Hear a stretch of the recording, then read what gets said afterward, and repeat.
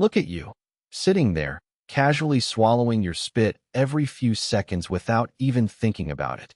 Go ahead, take a conscious swallow right now. Feels nice, doesn't it? Well, stop doing it. For the next 7 minutes, try your hardest not to swallow a single drop of saliva. Actually, don't do that. You'll ruin your keyboard. Instead, let's make our favorite existential punching bag do it for us. Say hello to Bob. Bob is a stickman with no rights, no dental plan, and absolutely no say in what we do to him. Today, we are disabling Bob's ability to swallow his own spit. Don't try this at home, because as Bob is about to find out, your own mouth is a biological weapon waiting to detonate. Right now, Bob's brain has received the ultimate banhammer on his swallowing reflex. At first, he thinks this is easy money. He's just chilling on the couch, watching TV. But here is the thing about the human body. You are a literal slime factory. On an average day, your salivary glands pump out up to 2 liters of fluid. That is enough to fill a massive soda bottle. Within just 20 minutes, Bob realizes he's got a major logistical crisis. His mouth is filling up fast. He can't talk without spraying liquid like a malfunctioning lawn sprinkler. If you've ever tried to talk after getting blasted with numbing juice at the dentist, that's Bob right now. He's pooling, he's sloshing, and the timer is ticking. By hour 6, Bob is facing a fundamental crisis of human dignity. The spit has filled his mouth completely, backing up behind his teeth like a dam under intense pressure. He has 2 choices. Let it overflow and drool constantly like a heavily sedated golden retriever, or try to hold it in. Bob chooses to hold it in, keeping his lips tight. Big mistake, Bob.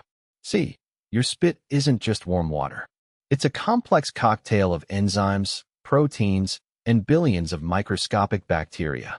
When you swallow normally, you constantly flush these bacteria down into the fiery pit of your stomach acid, where they are brutally executed for your safety.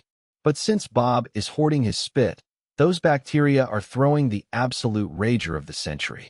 Let's skip ahead to day 3. Bob is not looking good. Because he's constantly drooling to avoid swallowing, the skin around his lips, chin, and neck is permanently wet. Have you ever stayed in the bathtub so long your fingers turned into prunes? Imagine that on your face, but the water is full of bacteria. Bob's chin is now a bright red, chafed, peeling wasteland of infected skin.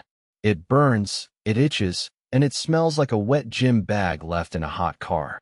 Go ahead and comment down below if you've ever had a terrible skin rash, because I guarantee Bob's right now is 10 times worse. Plus, his stagnant saliva has caused his breath to become so weaponized that he could probably knock out a grizzly bear just by sighing. By week 2, Bob's teeth are literally starting to rot out of his skull. You might think saliva is supposed to protect your teeth. It does, by washing away food bits. But stagnant pool water does the exact opposite. The bacteria have formed a thick, slimy film of plaque over every single tooth, pumping out pure acid. Bob's enamel is dissolving faster than cotton candy in a puddle. Every time he opens his mouth, a thick, stringy web of drool connects his upper and lower jaw. Now we hit the real medical emergency. It's week 3, and Bob has to sleep. How do you avoid swallowing when you're unconscious? You can't. Your brain usually handles this automatically. As he falls asleep on his back, without the swallowing reflex to protect his airway, that massive pool of bacteria-laden, acidic drool starts backwashing down the wrong pipe. It bypasses his vocal cords and slips right into his trachea. Bob wakes up gasping and choking. He is literally drowning in his own juices. This triggers aspiration pneumonia. His lungs are filling with fluid, his oxygen levels are plummeting, and he feels like he's breathing through a wet straw. By day 30, Bob is entirely broken. He's malnourished and severely dehydrated because instead of recycling that fluid back into his body, he has been losing it all to the floor. He has severe pneumonia, his chin is a biohazard zone, and his teeth are loose. We learned that your body's automatic systems are absolute engineering masterpieces. That tiny, subconscious gulp you do hundreds of times a day is the only thing standing between you and a horrific, slimy nightmare. We are going to reset Bob's code now and let him have a massive, glorious swallow. Look at him, He's crying tears of joy.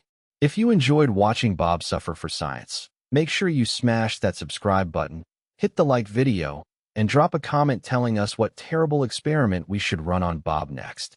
See you in the next video, and remember, whatever you do, don't try this.